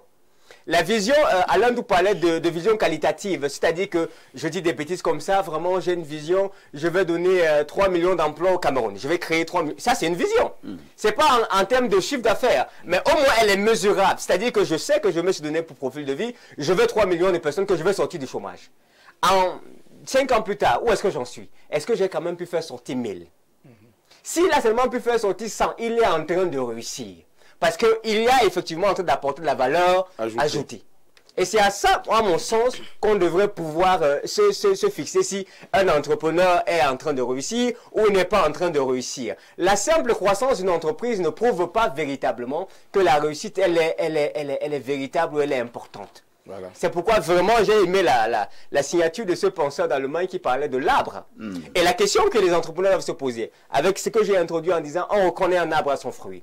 Si le fruit est bon, ça veut dire que l'arbre est bon. Si le fruit est mauvais, ça veut dire que l'arbre est mauvais. Et s'il n'y a même pas de fruit, ça fait problème. Ça fait problème. Et au Cameroun, il y a donc beaucoup d'entreprises qui sont dans l'univers entrepreneurial, mais dont on ne voit pas de fruits. Merci Ibrahim. Roger Kek, est-ce que lorsque nous parlons de la réussite des entrepreneurs, est-ce qu'il n'y a pas aussi un côté environnemental qui devra intervenir? Peut-être pas, je vais plutôt parler de l'environnement. Oui. C'est encore mieux dit comme ça. L'environnement ne joue-t-il pas un rôle important lorsque nous voulons parler de ces entrepreneurs qui réussissent? Les pouvoirs publics, est-ce qu'ils donnent un certain nombre de cautions pour faciliter la tâche aux entrepreneurs? Ce qui m'a intéressé dans cette thématique-là, c'est le côté réussite dans l'entrepreneuriat. Je vous assure que les plus grands entrepreneurs qui ont réussi se sont heurtés à une hostilité que vous ne pouvez pas, à des difficultés que vous n'imaginez pas. Il n'y a pas de saveur dans la réussite quand on n'est pas passé par les difficultés. Je vous ai dit que je travaille avec quelqu'un, je vais citer le révérend pasteur Emmanuel Melbissa. Tout à fait. Vous savez, un grand entrepreneur. L'entrepreneur est un manager. C'est quelqu'un de très compétent. Parce que ce n'est pas une affaire d'école. Parce que les KJ Gilbert, enfin le KJ des Fosso... Ils ne sont pas allés avant. Oui, les Fosso Victor. Mais ils ont recruté des entrepreneurs très compétents qui ont créé de la valeur ajoutée. Et là, KJ est parti, ces entreprises continuent d'employer des Camerounais, etc. Monsieur Bissaï, dont je vous parlais tout à l'heure, qui a commencé tout doucement, microfinance. Ensuite, il a diversifié. Tout à fait. Il est dans l'assurance. Il est dans les médias. Dans l'habitat. Il est dans les médias. Il a aujourd'hui l'un des hôpitaux en termes de plateau technique les plus compétents de ce pays, c'est-à-dire en termes de scanner, de plateau technique. C'est un hôpital qui vous donne envie d'économiser l'argent du billet d'avion. Comment quelqu'un qui n'a pas fait des grandes études universitaires, etc., peut... Vous comprenez donc en réalité, la compétence n'est pas forcément dans la diplômite. C'est clair. Ouais. Il a transcendé les difficultés de l'environnement dans lequel il était.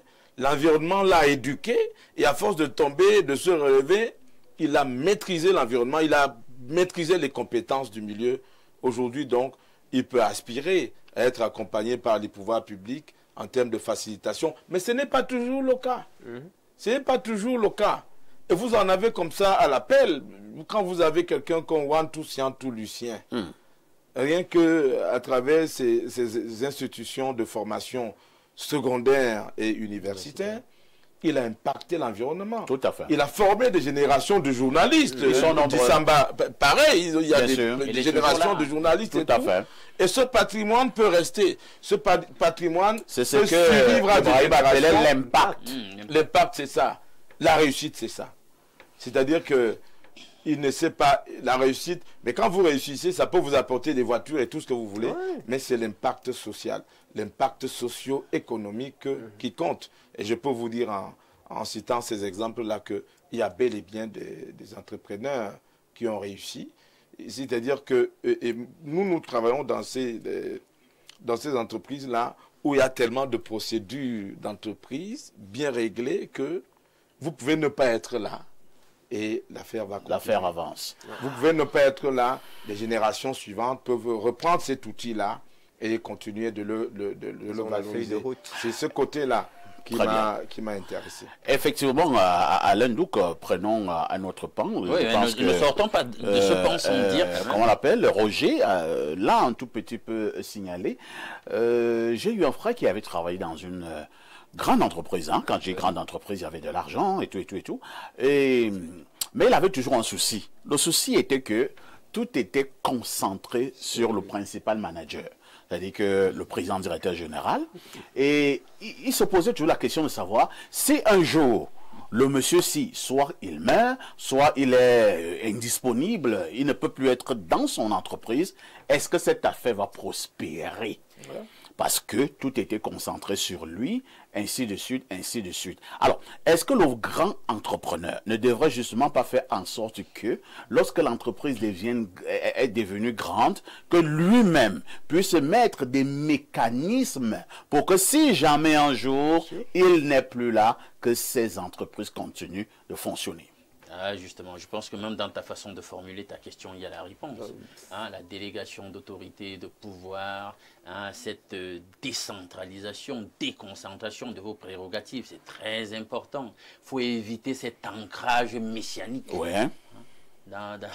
Vous n'êtes qu'un humain. D'une manière ou d'une autre, avec l'âge, vos facultés vont commencer à s'amenuiser. Il est possible, en termes de contingence, que vous ne soyez pas toujours à l'optimum de vos états de santé. Il faut prendre tout ça en compte. Donc, il ne faudrait pas tout centraliser sur vous, au point où le jour où vous n'êtes pas là. Hein, rien, tout commence à aller à volo. Ça veut dire qu'il y a eu une espèce de biais sur la vision.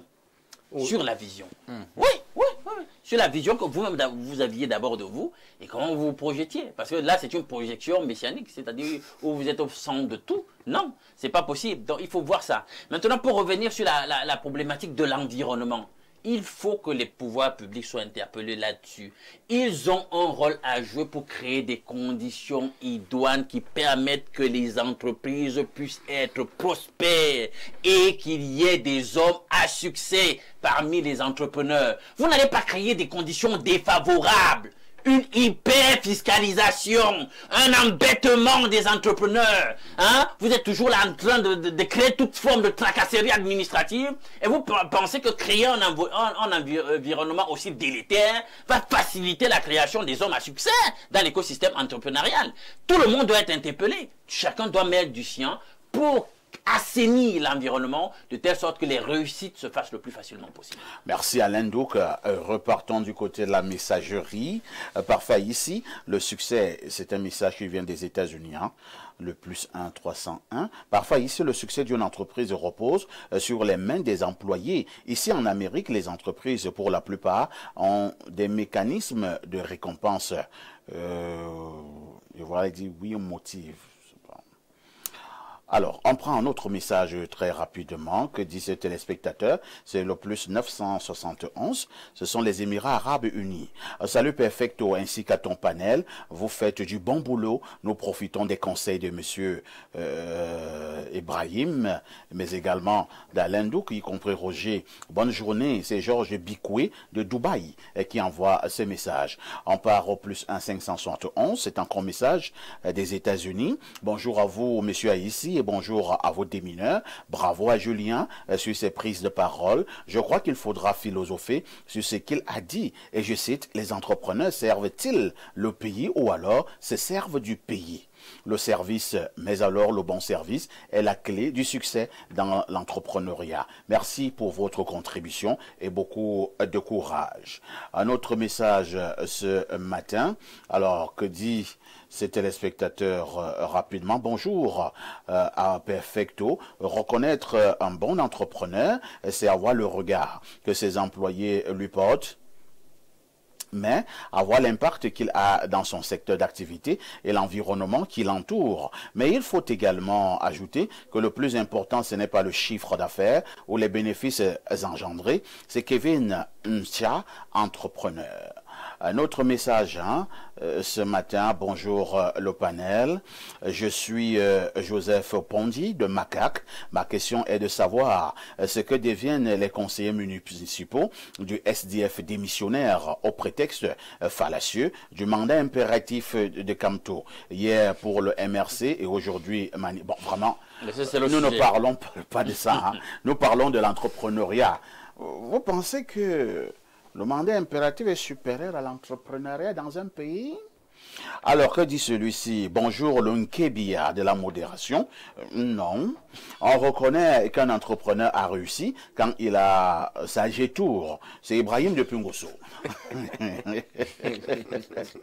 J'espère que vous n'avez pas provoqué certaines personnes. Vous avez quoi contre ceux qui ont leur G-Tour? S'ils ont leur G-Tour, c'est normal. Bonjour, au revoir en studio. Je suis Christophe de Yaoundé. À partir de combien de millions on se considère comme un millionnaire? On peut se considérer comme un millionnaire, je veux dire.